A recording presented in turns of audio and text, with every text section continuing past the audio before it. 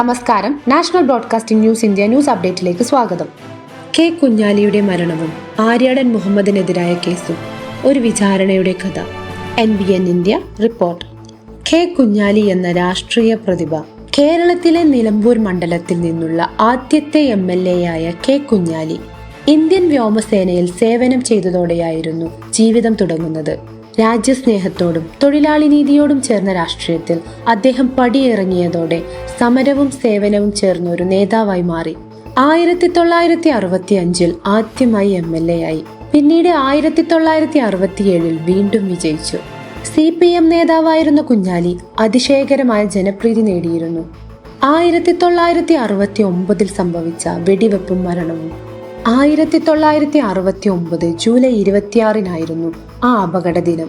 നിലമ്പൂരിലെ ചുള്ളിയോട് എസ്റ്റേറ്റിൽ നടന്ന തൊഴിലാളി യോഗം കഴിഞ്ഞ് അദ്ദേഹം വാഹനത്തിൽ കയറുമ്പോഴാണ് അജ്ഞാതൻ വെടിയുതിർക്കുന്നത്. നെഞ്ചിൽ വെടിയേറ്റ് ഗുരുതരമായ പരിക്കേറ്റ് ആദ്യം നിലമ്പൂർ ആശുപത്രിയിലും പിന്നീട് കോഴിക്കോട് മെഡിക്കൽ കോളേജിലും എത്തിച്ചു. പക്ഷേ ഒടുവിൽ 1969 ജൂലൈ 28 രാവിലെ 10:30 അദ്ദേഹം അന്തരിച്ചു. അറിയപ്പെടുന്ന മുഖം പ്രതിയാവുന്നത് ആര്യാടൻ മുഹമ്മദ്. വെടിവെപ്പിന്റെ പിന്നാലെ നിരവധി പേരുടെ പേരുകൾ കേസിൽ പ്രതികളായി പോലീസ് ഉൾപ്പെടുത്തുകയായിരുന്നു. അതിലേറ്റവും പ്രധാനപ്പെട്ടതായിരുന്നു അരിയല്ലൂർ സ്വദേശിയായ ആര്യാടൻ മുഹമ്മദിന്റെ പേര്. ആര്യാടൻ മുഹമ്മദ് എങ്ങനെ പ്രതിയായി? എന്തായിരുന്നു തെളിവുകൾ? പ്രാഥമിക ആരോപണം: സാക്ഷികളുടെ മൊഴിയിൽ ആക്രമണ സമയം ആ പ്രദേശത്ത് ആര്യാടൻ ഉണ്ടായിരുന്നുവെന്ന ആരോപണം ഉയർന്നു.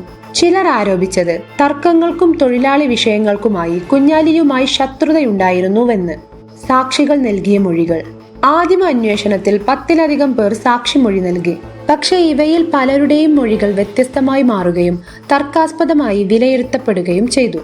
തെളിവുകളുടെ അഭാവം: ആര്യാടൻ മുഹമ്മദ് നേരിട്ട് വെടിയുതിർക്കുകയോ ആക്രമണം ആസൂത്രണം ചെയ്യുകയോ ചെയ്തതായി നല്ല രീതിയിലുള്ള തെളിവ് ഹാജരാക്കാൻ കഴിഞ്ഞില്ല. അതോടെ വിചാരണയ്ക്കിടെ കോടതി സാക്ഷികളുടെയും തെളിവുകളുടെയും വിശ്വസ്തത സംബന്ധിച്ച് സംശയങ്ങൾ ഉയർത്തി. കോടതിയുടെ വിധി: കേസിന്റെ അന്വേഷണത്തിലും വിചാരണയിലും തെളിവുകളുടെ ദൗർബല്യങ്ങൾ കണ്ടെത്തിയ കോടതി ആര്യാടൻ മുഹമ്മദ് ഉൾപ്പെടെയുള്ള പ്രതികളെ 1970 അപരാധികളല്ല എന്ന വിധിയോടെ വിമുക്തരാക്കി. നേരിട്ട് ഏത് വിധത്തിലും പങ്കുണ്ടെന്ന തെളിവില്ല, അതിനാൽ പ്രതികളെ കുറ്റവിമുക്തരാക്കുന്നു എന്ന് കോടതി വ്യക്തമാക്കി. ആര്യാടന്റെ രാഷ്ട്രീയത്തിൽ തിരിച്ചുവരവ്: കേസിൽ മോചിതനായ ശേഷം ആര്യാടൻ രാഷ്ട്രീയത്തിലേക്ക് വീണ്ടും സജീവമായി.